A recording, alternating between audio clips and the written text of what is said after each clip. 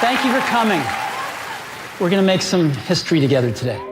I think Steve Jobs left a mark on our lives, and it's likely that you have an iPad, an iPod, or an iPhone that's in your homes, or maybe you watched a Pixar movie and were totally captivated by the imagination and vision of the producers and the directors. However, I believe that Steve Jobs' biggest gift to us is actually his wisdom, his words of inspiration that he shared in his interviews or his speeches or in his interactions. Steve Jobs said that you should never start a company with the goal of getting rich. It should be about starting a company to make something you believe in. We should dream to make a difference, break down boundaries, build beyond borders, and ignite ideas to innovate incessantly and create for people what they could never conjure up themselves.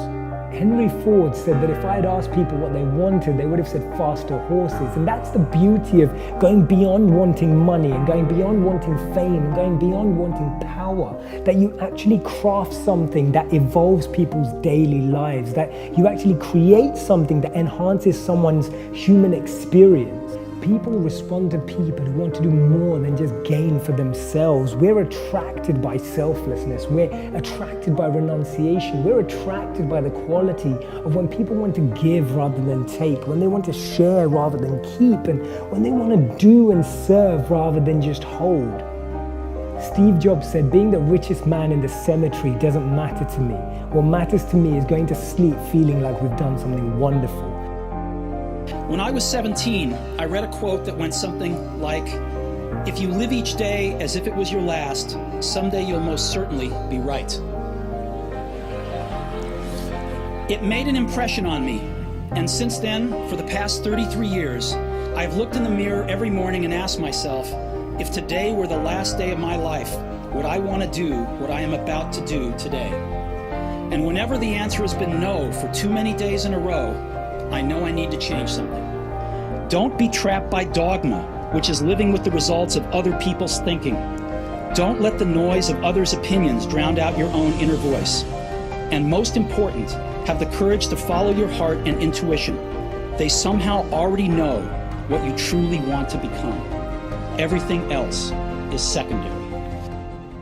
We all have hidden potential. We all have a sacred space. And therefore, we're not material beings having a spiritual experience, but spiritual beings having a material experience.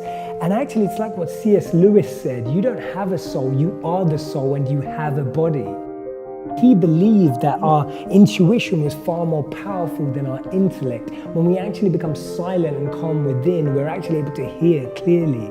The only way to do great work is to love what you do, and your time is limited, so don't waste it living someone else's life. Albert Einstein said that everyone is a genius, but if you judge a fish by its ability to climb a tree, it will spend its whole life thinking that it's stupid.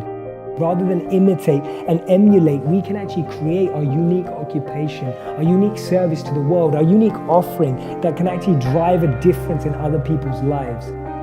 And that's why he said that the ones who are crazy enough to believe that they can change the world are the ones who do.